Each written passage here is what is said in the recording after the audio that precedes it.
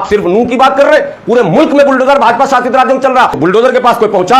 Bulldozer रोकने कोई गया? विधायक कहां गए? सांसद कहां गए? उन सेकुलर पार्टियों के रहनुमा कहां गए? बुलडोजर के आगे वो खड़े क्यों नहीं हुए? उन्होंने चिल्लाकर क्यों नहीं कहा कि ये गैर कानूनी है, ये गैर कानूनी है और ये जुल्म है, हम होने नहीं देंगे? ये बात ममता बनर्जी क्यों नहीं बोली? ये बात अखिलेश क्यों नहीं कर रहे हैं?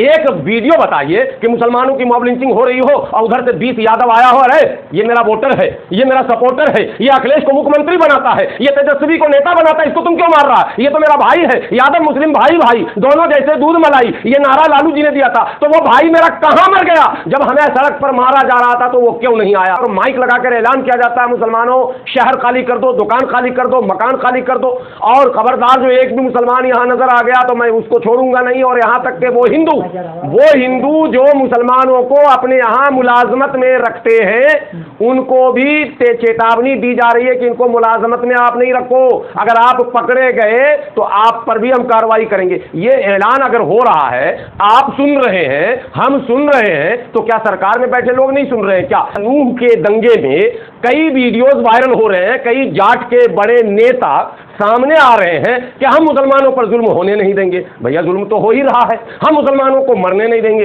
भैया हम तो मर ही रहे हैं, हम मुसलमानों को लूटने नहीं देंगे, भैया हम तो लूट ही रहे हैं। मेरा कहना, आप फ्रंट पर क्यों नहीं आते? आपकी कम्युनिटी क्यों नहीं आती? मैं डंके की चौक पर कहता हूं, गुजरात दंगे का मास्टरमाइंड आज के प्रधानमंत्री है, आज का गृह मंत्री है, लेकिन जब मास्टरमाइंड थे दोनों, तो दोनों के 10 साल जो मनमोहन सिंह वजीर आजम रहे, और उसमें वो तमाम पार्टियां जो अपने आप को सेकुलर कह रही हैं, कहती है छाती पीट पीट कर, वो सब शामिल थी। तो नरेंद्र मोदी का ठिकाना जब जेल था, जब क्या कहते हैं गृह मंत्री अमित शाह का ठिकाना जेल था, तो वो दोनों वजीर आजम और वजीर दाखिला कैसे बन गए? ये सवाल हम मोदी जी से पूछने जाएंगे। सीबीआई का सही इस्तेमाल हो गया होता तो अमित शाह जेल में होते, सीबीआई का सही इस्तेमाल हो जाता तो बाबू बजरंगी जेल में होता, सीबीआई का सही इस्तेमाल होता तो माया कोटनानी जेल में होती, सीबीआई का सही इस्तेमाल होता तो आज बिल्किस बानो के वो सारे बलात्कारी हत्यारे बाहर नहीं होते, सीबीआई का सही इस्तेमाल होता तो आज योगी आदित्यनाथ जो बड़े बड़े भाषण दे रहे हैं वो जेल में होते। लेकिन आपने तो इस्तेमाल किया नहीं इसका।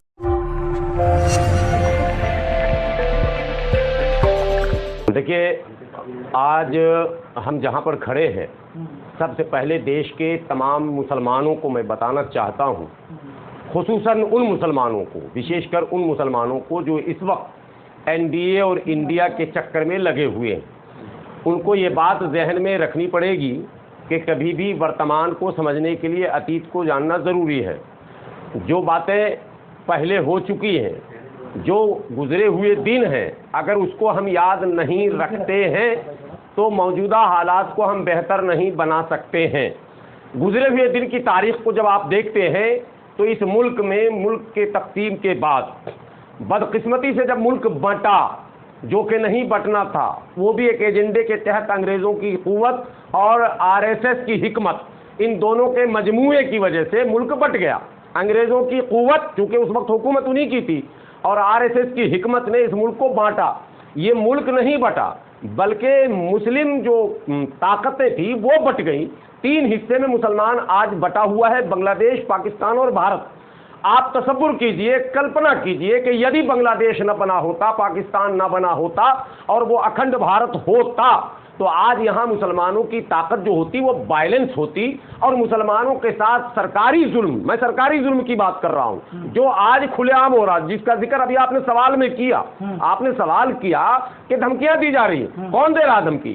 आप कहेंगे कि बजरंग दल दे रहा, कौन है बजरंग दल? आप कहेंगे कि एक जुलूस निकलता है और माइक लगाकर ऐलान किया जाता है, मुसलमानों शहर खाली कर दो, दुकान खाली कर दो, मकान खाली कर दो, और खबरदार जो एक भी मुसलमान यहाँ नजर आ गया तो मैं उसको छोड़ूंगा नहीं। और यहाँ तक के वो हिंदू जो मुसलमानों को अपने यहां मुलाजमत में रखते हैं, उनको भी चेतावनी दी जा रही है कि इनको मुलाजमत में आप नहीं रखो, अगर आप पकड़े गए तो आप पर भी हम कार्रवाई करेंगे। ये ऐलान अगर हो रहा है, आप सुन रहे हैं, हम सुन रहे हैं, तो क्या सरकार में बैठे लोग नहीं सुन रहे हैं क्या? क्या प्रशासन नहीं सुन रहा है क्या? क्या वो राजनेता जिनके हाथ में सत्ता है भारत की, वो नहीं सुन रहे? सब सुन रहे हैं, इसका मतलब उनकी सहमति से ये सब कुछ हो रहा। तो ये जो सरकारी आज हमारे ऊपर जुल्म है, सरकारी आतंकवाद जो हमारे ऊपर है, सरकारी अत्याचार जो हमारे ऊपर है, ये एक दिन में यूं नहीं हो गया, बल्कि इसका सिलसिला मुल्क के तक़सीम के बाद लगातार चलता रहा था।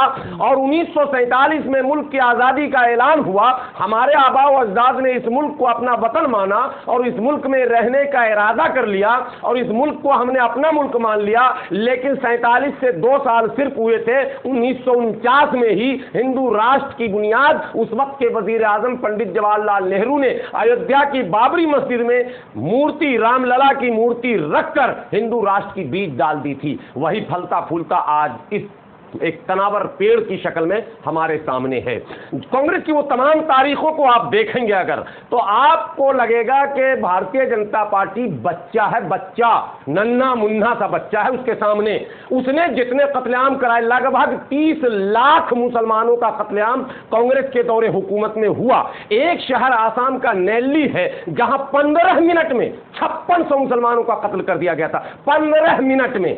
वही कांग्रेस से आप फिर उम्मीद करते हैं कि नूह के मुद्दे पर वो बोले, तो आपसे ज्यादा बेवकूफ तो इस रोए जमीन पर, इस धरती पर कोई नहीं हो सकता। चाहे कांग्रेस के साथ इमरान प्रतापगढ़ी हो या सुल्तान प्रतापगढ़ी हो या फैजाबादी हो या मुरादाबादी हो, उससे मतलब नहीं है। कोई भी चला जाए कांग्रेस में, मैं कहता हूं कि वक्त का सबसे बड़ा आलिम चला जाए कांग्रेस में और उसकी हिमायत कर दे, लेकिन कांग्रेस के उस पाप को तो आप नहीं धुल सकते हैं। आज अब एक बात बताता हूं, हमने कांग्रेस से तंग आने के बाद समाजवादियों को वोट दे दिया। हमने उस वक्त बीपी सिंह को सत्ता सौंपी। हमने बीपी सिंह के दौरे हुकूमत में देखा कि राम रथ चला आडवाणी का, और आडवाणी के रथ को लालू ने रोका, और रोकने के बाद फिर दंगे हुए पूरे मुल्क में, सरकार गिरी। नतीजा ये हुआ कि मुलायम सिंह ने गोली चलाई राम भक्तों पर, लेकिन वो मस्जिद फिर भी नहीं बची। आज सवाल पैदा होता, कई दल सामने आ गए। मैं बड़ी बात मुसलमानों से कहना चाहता हूं, सियासत में उतावलापन बेहतर नहीं होता। सियासत का मतलब है हिकमत, और हिकमत का मतलब है दानाई और खामोशी। हिकमत का मतलब है पहले समझो, फिर सोचो, फिर समझो, तब बोलो। लेकिन हम क्या कर रहे हैं, एक नया नेता पैदा हुआ, चंद्रशेखर रावण, मुसलमान पीछे पीछे, मुसलमान पीछे पीछे। उसने 2-4-10 बयान दिए, कभी कुरान की तारीफ कर दी, कभी इस्लाम की तारीफ कर दी।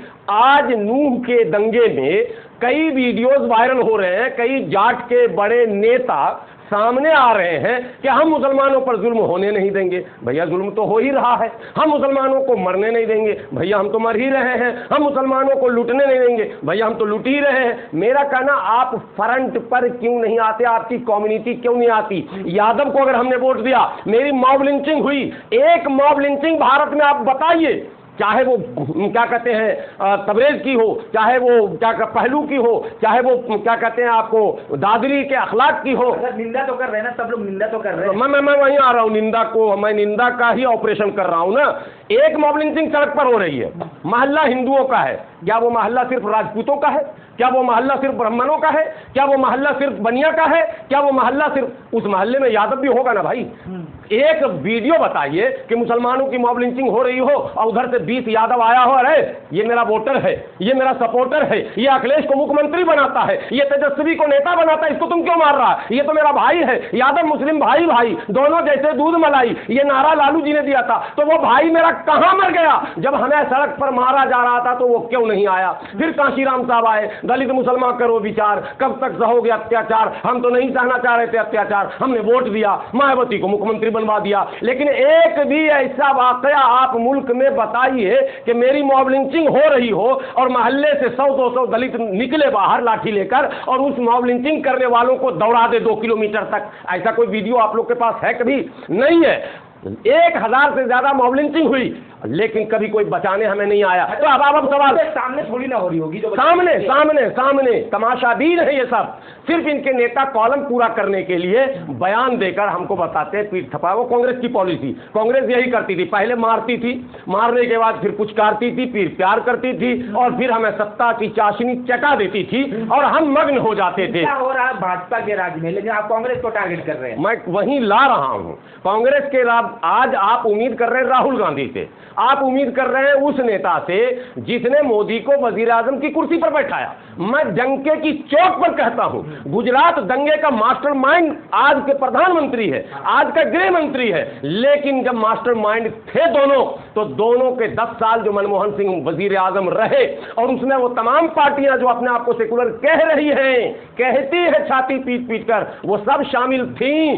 तो नरेंद्र मोदी का ठिकाना जब जेल था, जब क्या कहते हैं गृह मंत्री अमित शाह का ठिकाना जेल था, तो वो दोनों वजीर आजम और वजीर दाखिला कैसे बन गए? ये सवाल हम मोदी जी से पूछने जाएंगे कि ये सवाल हम राहुल जी से और सोनिया जी से पूछेंगे ना कि आप हमें ये पहले समझा दीजिए हिंदी में, हम समझना चाहते हैं कि गोधरा कांड में साबरमती एक्सप्रेस में उन राम भक्तों के डब्बे में सिलेंडर किसने फोड़ा, आग किसने लगाई, सीबीआई जांच नहीं हुई, वो लोगों को आज तक पता नहीं चला।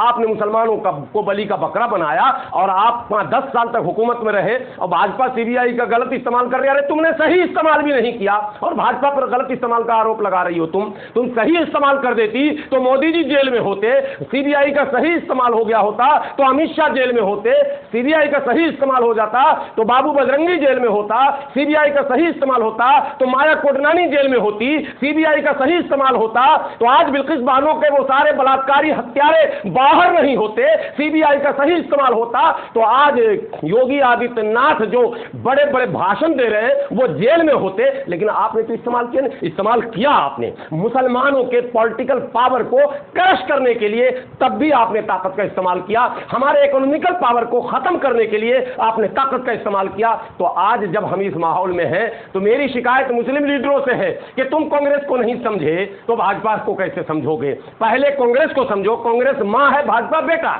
कांग्रेस मां है, भाजपा बच्चा है। भाजपा कुछ भी नहीं है कांग्रेस के पीछे। जैसे एनआरसी पर बात होती है, एनआरसी 1985 में राजीव गांधी लाए थे, यूएपीए कांग्रेस लाई थी, उसी में 1 पॉइंट और बढ़ा दिया योगी जी मोदी जी की सरकार ने। तो काम तो सब आपका किया कराया है और उसी का फल ये लोग काट रहे हैं।